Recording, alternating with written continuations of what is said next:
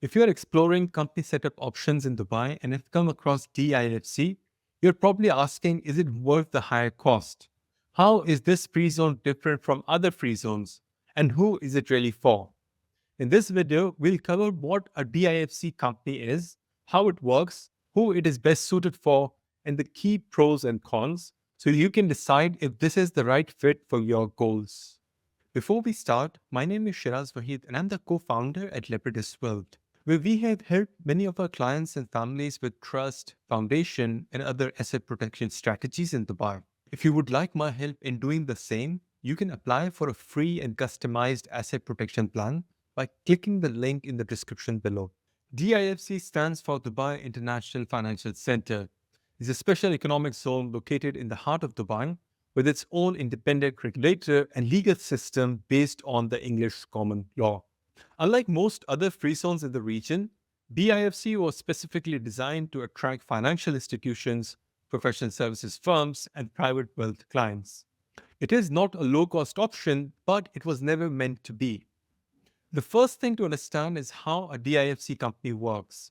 When you register an entity in DIFC, you're not setting up generic mainland or offshore company. You are creating a fully regulated private company that falls under the jurisdiction of DIFC and the DFSA. That's the Dubai Financial Services Authority, which oversees the financial services in the free zone. This means your company is held to a higher standard of transparency, governance, and compliance. But it also means the structure commands more credibility with banks, regulators, and counterparties, both in Dubai and internationally. Now, let's talk about who it is for.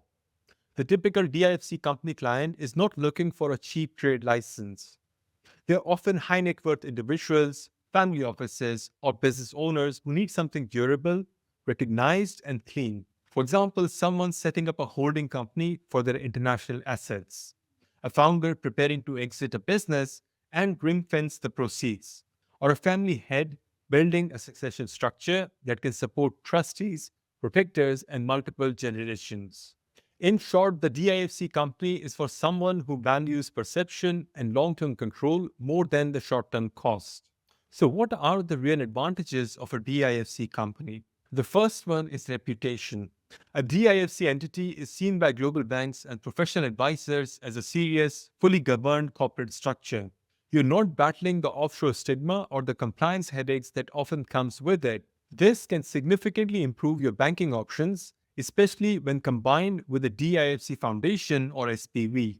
Second is the legal clarity. Because DIFC operates under English common law, it is familiar to lawyers and courts around the world. That makes contracts, dispute resolution, and structuring much easier when dealing with international assets. The third benefit of a DIFC company is access to full DIFC ecosystem.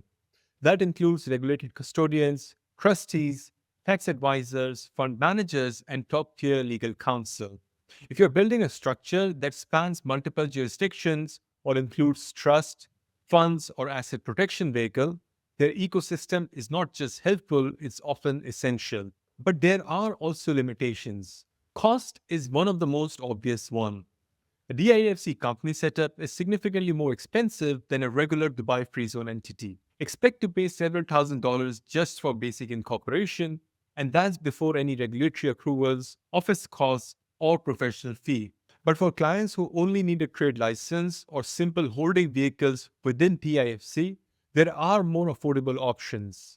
Another limitation is the scope. DIFC companies are not meant for trading physical goods or serving the mass market. You're not going to run an e-commerce business or a restaurant from here. This is a structure for professional services, investment activities, holding companies, or regulated services, not for retail or operations. There is also a higher level of compliance. Annual audits are mandatory, beneficial ownership must be disclosed, and if you're not comfortable with that level of transparency, or you're trying to keep things private for the wrong reasons, DIFC will not be the right fit for you. Still, for those who meet the profile, the benefits often far outweigh the cost.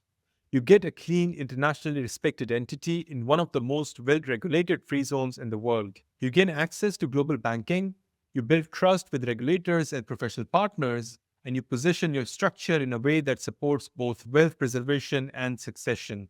Setting up a DIFC company is relatively straightforward, but it requires careful preparation, and you will need a detailed business plan, clear proof of source of wealth, and in some cases, regulatory approval, especially if you're dealing with investments, funds, or financial services.